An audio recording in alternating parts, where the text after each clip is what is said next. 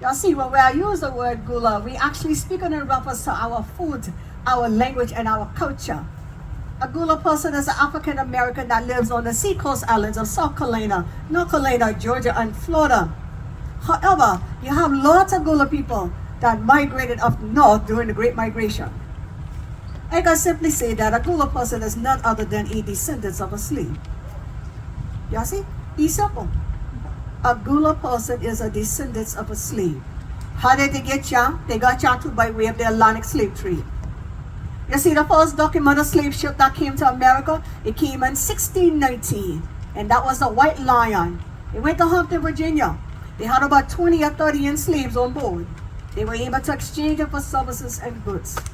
However, the last documented slave ship that came to America, it came 50 years after slavery was banned. That was the Catilda. It went to Mobile, Alabama. Timothy Mayer on a debt from his friends that he could not make the journey to the west coast of Africa and capture and bring back the enslaved after the ban was put in place. He did just that. He made the journey to the west coast of Africa. He went in and he captured 110. He enslaved them and he brought them back across the Atlantic Ocean. He took that ship and he docked it on the edge of his property in Mobile, Alabama. He unloaded his cargo and they spent a few nights in the wilderness. He proceeded to take the ship upstream and he set it ablaze. He sunk it in an effort to cover his crime. However, you see, Cujo Lewis, one of the last three survivors of the Catilda, was in so much despair that he was brought away from his homeland that he would cry night and day. The only relief he got us when he would write in his journal.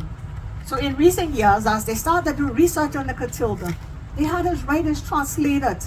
They were able to go to the location the Catilda went down. They bought it up in 2019. That area in Mobile, Alabama, originally called Plateau Magazine, Alabama, because Cujo misses home of Africa so bad. He advocated, he had the name changed to Africa Town. Because all of the descendants that live in the same area, they created a documentary in recent years that is called The Descendants. During this past Juneteenth, they created another documentary called The Return of the Catilda. That is that the descendants of the Catilda, some of them made the journey back. So now, Zora Neale Hurston was one of the only journalists that ever interviewed Cujo. She interviewed him. She details and documented all of what it was like for him to be aboard the last human cargo ship that came to America. She wrote a book that she completed the summer of 1927 in hopes of having it published by 1932. However, you see, because in some parts of the book, she honored Cujo by writing in his exact dialect of Gullah. Because of that, they would not publish the book at that time. That book was not published until 2019. That book is called Barracoon. So you see, Barracoon has all of the details of what the journey was like to be aboard the last human cargo ship that came to America. You see, no, in order to give you a clear understanding of the journey of the Gullah people, I take it to the west coast of Africa. Whenever they made their journey to the west coast of Africa, they went in search of people that had knowledge and skills of how to plant and cultivate rice, cotton, indigo, and other agricultural crops. They went with the intention of capturing and bringing back anywhere from 400 to 1,001 journey. That took time. They had whole of Southville along the west coast of Africa, one of the main ones being Bunch Island. They were going to areas of Sierra Leone, Senegal, Ghana, and Gambia. They would go and they would capture people. They would capture people and bring them and put them over at Bunch Island. You see, the thing is, however, each time they went into a different village, they got a different tribe that was speaking a different language. So the ones over at Bunch Island, they weren't able to communicate. Because you see, the different tribes, the Mandinka, the Wolof, the Mindis, the Fufu, the Bantu, they realize and understand in order to survive, they must learn how to communicate. They took bits and pieces of all of these different tribal language. They combine them together to create one common language they all can use. They name them Gullah. It is named after Angola. The Gullah language is a combination of over 20-some different African languages combined. It has Spanish in there, it has French in there, it has English in there. So now, the ones that were at Bunch Island, When they got prepared to load them on the slave vessels, they take and move them to Goree Island. Goree Island is where they did processing.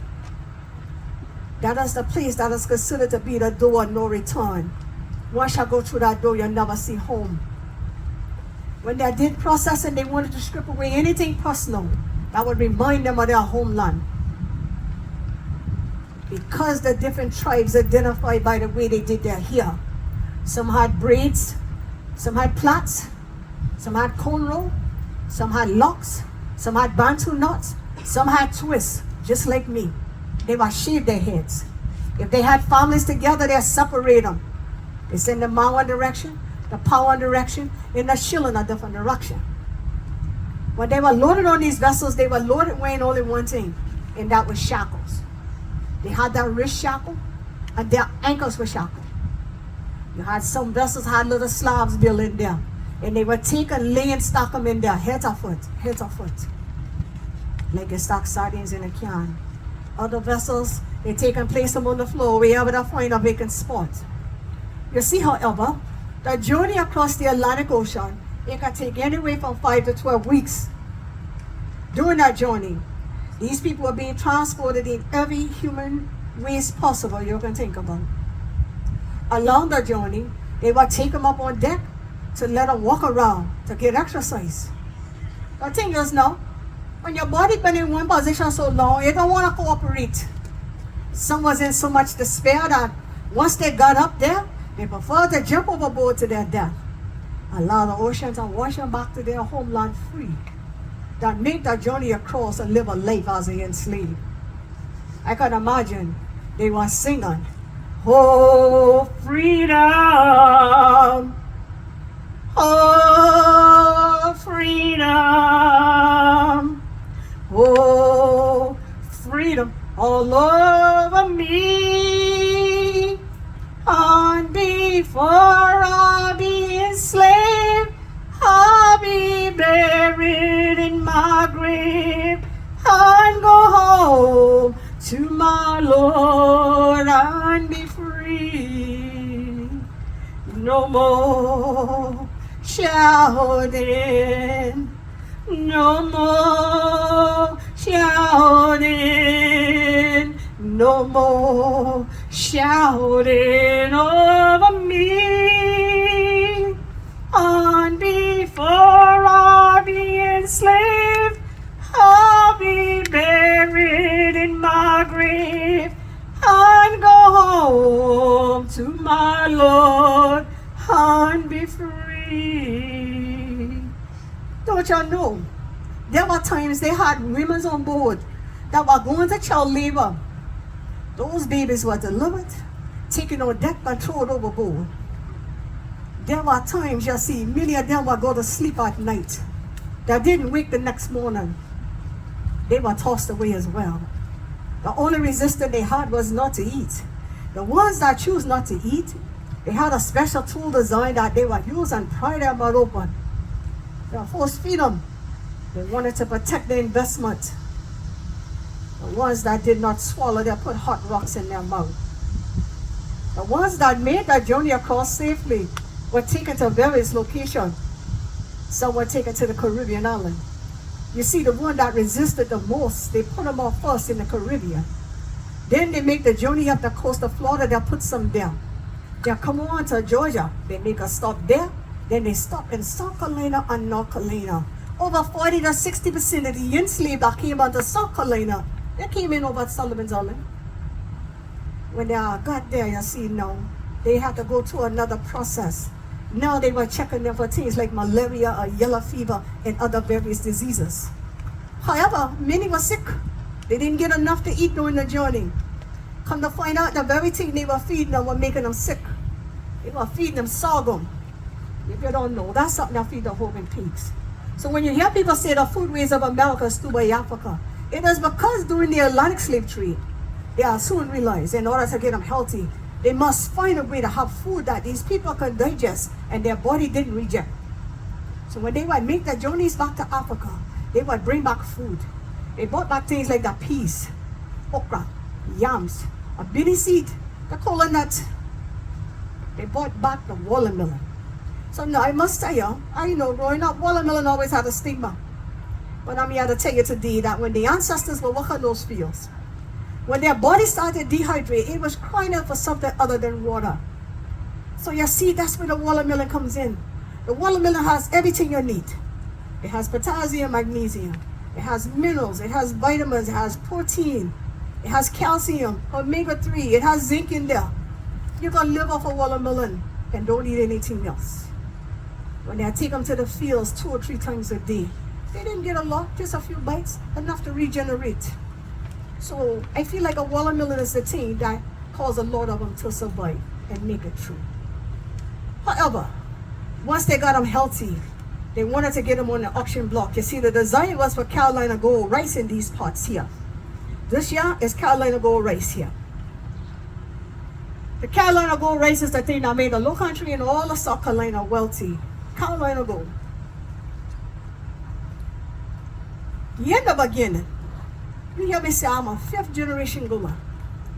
That means the first people in my bloodline had to make it through everything I just told you. On one side, it was Dinah and Peter. On the other side, it was Charlotte and Jacob. When they first got here, they were about 12 or 13 years old. So when I stand here and I tell you, I be Gullah Geechee, I know who I be. I am young because of them. You see? Because of them, I am young today. Even though the design was for Carolina Gold rice, many plantation owners didn't understand. Rice can't grow in salt water. So they had to offer things like seal and cotton. So that's where you see. Some got seal and cotton. There are some places they had sugarcane plantations. Boone Hall plantation here. They got started up in 1681. In the beginning, they had about 85 enslaved here. This was a brick making plantation here. In a few short years, they had made more than 4 million bricks by hand. You see the bricks in these cabins behind me? Various shapes and sizes. You look closely enough, you find a fingerprint, a handprint in many of them. The reason for the various shapes and size, these are reject bricks. You see, these are reject. So the thing is, it don't matter the shape or the size of the bricks, it's how well you build your foundation. Foundation still standing today. Foundation that made it through several hurricanes. So when we speak in reference to hurricane, how many know that the hurricane take the same path as the slave ships? It leave from the west coast of Africa, just like the ancestors did, and they make a journey around to all of those places the slave ship went to. You don't believe me? Check that out. The next time you hear about a hurricane, I know you can think about that. You see? Even though the desire